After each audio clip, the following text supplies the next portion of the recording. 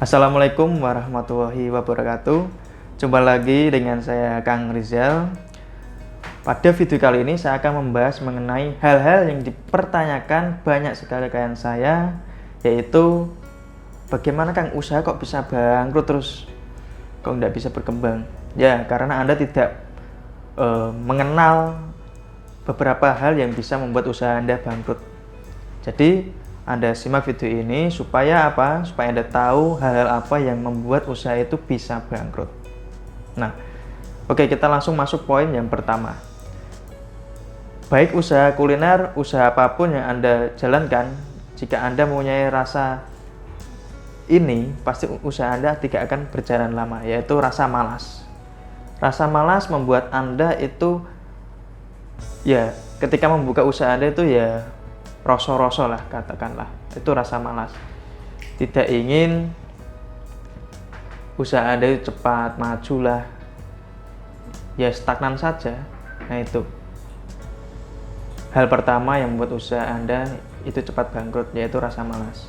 Nah, yang kedua, rasa tergesa-gesa. Anda melihat pesaing lain itu usahanya wah lebih berkembang, lebih pesat lah, Anda tergesa-gesa, pengen instan, mau lakukan ini, lakukan itu, tanpa adanya analisis yang tepat. Anda spekulasi dan akhirnya terjadinya hutang dan akhirnya bangkrut, seperti itu. Nah, untuk poin yang ketiga, di dalam usaha Anda itu tidak ada nilai plus, ya. Nilai plus itu bisa bermacam-macam. Jika Anda ada di kuliner, nilai plus dalam rasa makanan Anda, rasa komunikasi Anda, pelayanan Anda. Nah, harusnya apapun usaha Anda, ketika Anda ada rasa plus itu, ada nilai, baik itu pelayanan maupun segi harga, segi rasa, pasti usaha Anda pasti bisa bertahan, bahkan bisa berkembang. Nah, itu untuk poin yang ketiga. Poin yang keempat, iri dengan dagangan pesaingnya. Nah, ini hal yang paling banyak dilakukan oleh para pengusaha, iri. Lihat yang sana naik, iri, padahal dia tidak tahu bagaimana dia bekerja, bagaimana dia mengembangkan bisnisnya. Sedangkan orang yang iri ini stagnan, tidak ada perubahan dalam bisnisnya. Nah, itu iri tanpa mengubah mindsetnya, seperti itu. Nah, untuk poin yang kelima, mereka tidak mengikuti zaman. Nah, tidak mengikuti zaman sekarang lah. Sekarang ini adalah zamannya para milenial. Harusnya kita bisa mengembangkan bisnis itu langsung bisa melewati sosial media. Jadi bagi Anda seluruh pengusaha apapun itu, gunakanlah perkembangan zaman. Seperti itu. Jika Anda tidak ingin ketinggalan. Nah, masuk ke poin yang keenam, tidak ada perkembangan dalam bisnis. Nah, tadi saya sudah bahas, tidak ada perkembangan bisnis, artinya Anda nyaman di posisi yang sekarang, tidak ingin merubah atau mengembangkan bisnis Anda yang sekarang. Apa yang Anda lakukan setiap harinya itu sama saja, seperti itu. Kalau Anda ingin hasil yang berbeda, hasil yang naik, ya kerja Anda harus berbeda, seperti itu. Nah, itu untuk poin yang kedua. Poin yang ketujuh adalah Anda sudah mulai pesimis, tidak optimis, mulai pesimis, pikirannya sudah nggak karuan. Nah, itulah yang membuat Anda semakin kacau, akhirnya usaha Anda tidak terkontrol, ya bangkrut lah. Nah, itu. Untuk yang kedelapan, pikiran negatif. Nah, ini pikiran negatif itu bisa apa saja. Pikiran negatif terhadap orang lain misalnya, pikiran negatif terhadap karyawan Anda, pikiran negatif terhadap siapapun lah.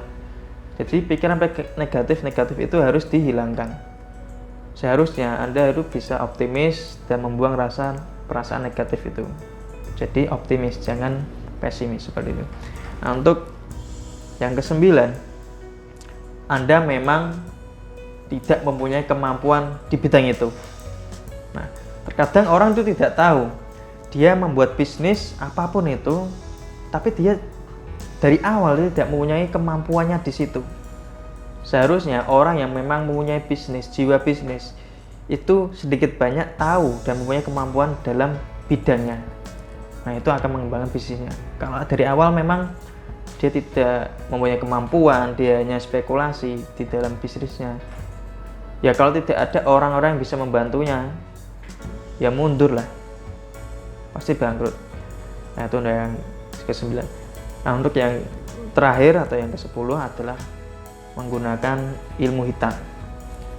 Nah, banyaknya orang Indonesia ini menggunakan ilmu hitam untuk mengembangkan bisnisnya, menjatuhkan lawannya dengan menutup pesaingnya dengan menggunakan ilmu hitam seperti pesugihan yang menggunakan tumbal. Nah, itu yang bisa membuat usahanya bangkrut. Kenapa? Jika ada orang yang tahu, dari kemarin saja ada klien yang langsung chat saya, Kang, di sini ada penjual bakso. Penjual bakso ini menggunakan pesugihan pocong. Jadi kalau dibawa pulang itu tidak enak.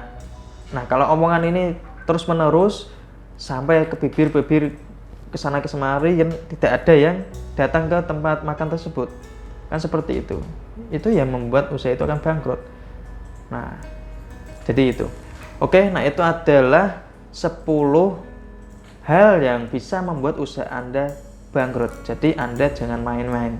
Jika Anda sudah benar-benar memulai usaha, silakan Anda mulai dengan niat dan Anda bisa mempunyai kemampuan di situ. Terima kasih. Saya Kang Rizal dan wassalamualaikum warahmatullahi wabarakatuh.